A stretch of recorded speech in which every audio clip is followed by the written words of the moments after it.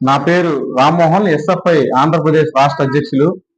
ఈ నెల 6వ తారీఖు రాష్ట్ర వ్యాప్తంగా విద్యార్థులను కలుపుకొని విజయవాడలో పెద్ద ఎత్తున ఆందోళన కార్యక్రమానికి ఎస్ఎఫ్ఐ రాష్ట్ర కమిటీ పిలుపునిచ్చింది. సెప్టెంబర్ 6 చెలో విజయవాడ పేరుతో ఈ కార్యక్రమం జరుగుతూ ఉంది. దీన్ని ఈ రాష్ట్రంలో ఉన్న విద్యార్థులంతా జయప్రదం చేయాలని చెప్పి ముందుగా మేము విజ్ఞప్తి చేస్తున్నాం.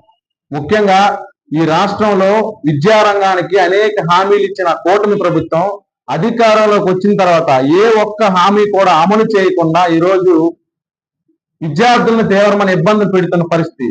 ముఖ్యంగా రాష్ట్ర వ్యాప్తంగా 4,600 కోట్ల రూపాయల ఫీజు రియంబర్స్మెంట్ స్కాలర్షిప్ పెండింగ్ లో ఉంది. ఇది రాక ఈరోజు పీజీ విద్యార్థులకి కౌన్సిలింగ్ జరపలేని పరిస్థితి. ఈరోజు డిగ్రీ విద్యార్థులకి సర్టిఫికేట్లు అడిగితే కాలేజీలు ఇవ్వవు కాబట్టి ప్రభుత్వం పైన ఆ తప్పు పడుతుంది కాబట్టి ఈ రోజు కౌన్సిలింగ్ జరపని పరిస్థితి. ఈ 6,400 కోట్ల రూపాయల ఫీజు రియంబర్స్మెంట్ స్కాలర్షిప్ వెంటనే విడుదల చేయాలని చెప్పి మేము ఒక డిమాండ్ పెట్టాం. అదేవిధంగా తల్లికి వందనం రిలీజ్ చేయడంలో అనేక షరతులు పెట్టి ఈ రోజు రాష్ట్ర ప్రభుత్వం అరాకొరగా తల్లికి వందనం వేసింది. అర్హులను ప్రకటించిన 68 లక్షల మందికి కూడా పూర్తి స్థాయిలో ఈరోజు తల్లికి వందనం రాని పరిస్థితి. అదేవిధంగా జీవో నెంబర్ 19/2021 తీసుకొచ్చి ప్రాథమిక పాఠశాలల్ని మూసేసే కార్యక్రమం ఈ రోజు రాష్ట్ర ప్రభుత్వం చేపడతా ఉంది.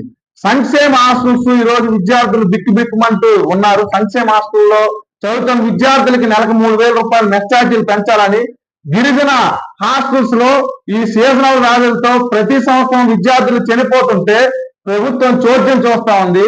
హెల్త్ అసిస్టెంట్లని నియమించడంలో కానీ, ఈ రైనీ సీజన్ లో వింటర్ సీజన్ లో దోమతెరలు పంపిణీ చేయడంలో కానీ, హాస్టల్స్ పాడుపడిపోయిన బిల్డింగ్ ని బాగు చేయడం కానీ, సొంత భవనాలు ఇవ్వడంలో కానీ, ముఖ్యంగా కాలేజీ సంక్షేమ హాస్టల్స్ కి శాంక్షన్ పోస్టులు కుప్పు కమాంటీ ఇవ్వడం కానీ లేదు.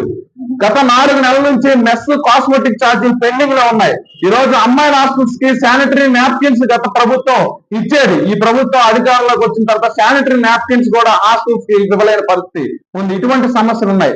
అదేవిధంగా జూనియర్ కాలేజీల్లో ఈరోజు చాలా మట్టుగా టీచర్ పోస్టులు పెండింగ్ లో ఉన్నాయి. అన్ని జూనియర్ కాలేజీల్లో రాష్ట్ర వ్యాప్తంగా ప్రిన్సిపాల్ పీఈటీతో నడుస్తున్న సందర్భం.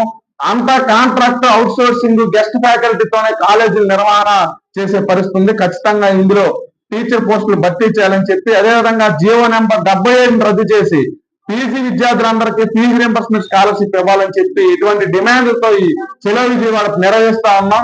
ఈ పార్వతీపురం నగరంలో కూడా గత 10 రోజుల కిందట ఇక్కడ నిరవధిక నిరాహార దీక్షలు చేశారు ఎస్ఎఫ్ఐ కమిటీ ఆధ్వర్యంలో విద్యార్థులు.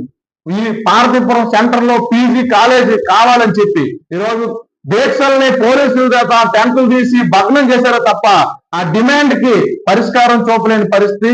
ఈ జిల్లాలో కూడా అనేక రకాలమైన విద్యార్థి రంగ సమస్యలు ఉన్నాయి. ఈ సమస్యను కూడా పరిష్కారం చేయాలని చెప్పి మేము డిమాండ్ చేస్తున్నాం.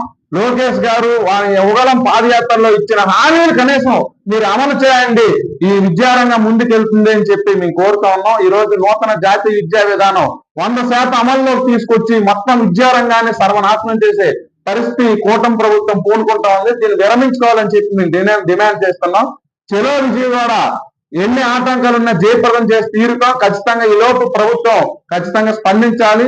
ఈ రోజు విద్యా సంస్థల్లోకి విద్యార్థి సంఘాలు వెళ్లకుండా అనేకమైన ఆంక్షలు పెట్టారు. అయినా ఈ రాష్ట్రంలో పెద్ద ఎత్తున చెలో కలెక్టరేట్లని జయప్రదం చేశాం. విద్యార్థులను అణిచేయాలని చూస్తే ఖచ్చితంగా మరింత ప్రతిఘటించి ముందుకెళ్తాం. సమస్యల పరిష్కారం పైన మీరు దృష్టి సారించాలని చెప్పి మేము మీకు కోరుతాం.